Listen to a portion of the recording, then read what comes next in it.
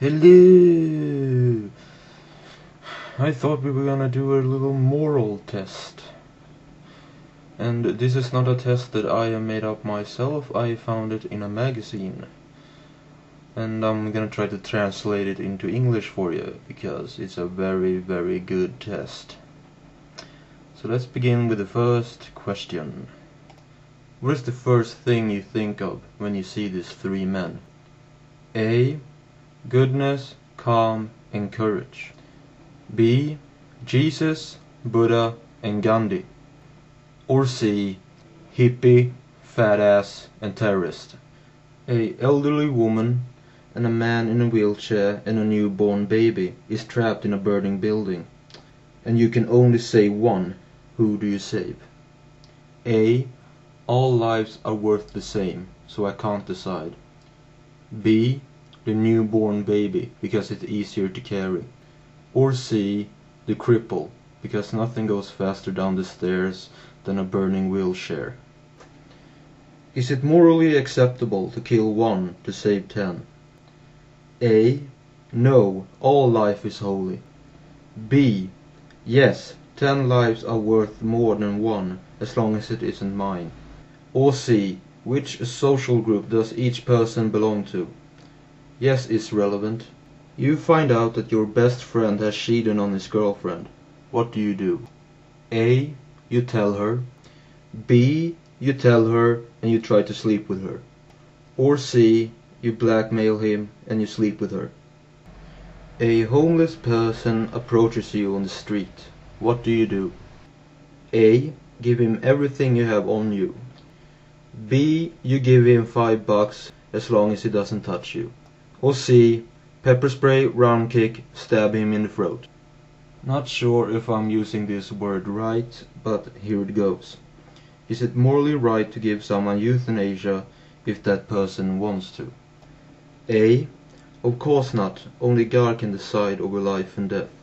B. Yes, especially if the person is rich or senile. Or C. Yes, especially if the person is annoying or fat or has a stupid voice. For some reason I decided to use a picture of dog meat here, but anyway, is it morally okay to eat animals? A. No, not in today's society where you can live without meat. B. Probably not, but meat is good, so what are you gonna do? Or C. Animals is just a kind of vegetable with legs. Like an Eskimo. What's the problem? No one gets angry when you eat an Eskimo. Yourself, a 9-year-old child, a cancer-sick woman, a doctor, and an unemployed man is in a lifeboat that can only carry 4. Who should sacrifice himself to save the rest? A. Of course myself. I wouldn't be able to live with myself with any other alternative. B. Well, first the one who's unemployed, then me. Maybe. Or C. The brat, the hobo, the sicko, and then the perp doctor. In that order. You become a witness of 4 young men attacking a lone guy on the bus. What do you do? A. I interfere, with the danger of my own life, to save the one in need. B. I call the cops, after I have filmed the fighting and put it on YouTube. Or C. I call the police and tell them if anyone has called in a fight on a bus, then it's a false alarm. And the following quote. An eye for an eye. A. But you should turn the other cheek. B. A tooth for a tooth. Or C. And 1 shot in the balls, so they learn next time. If you had the most A's, you are a person who rides a bicycle to work, with letters from your sponsored African children, in a portfolio with happy sons on. You are one good person, or a hypocrite. Either way, you probably don't have any friends, and you should probably kick a cat once in a while. People don't like people who doesn't kick cats. If you picked most B's, you are a fairly nice guy.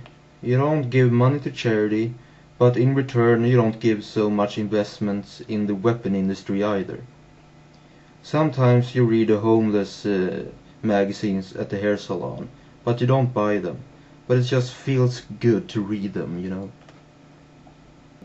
If you picked most C's, you don't see yourself as evil, but more as a realist. It is eat or be eaten in a tough world. Survival of the fittest. Or, as you used to say, if you want a friend, get a dog.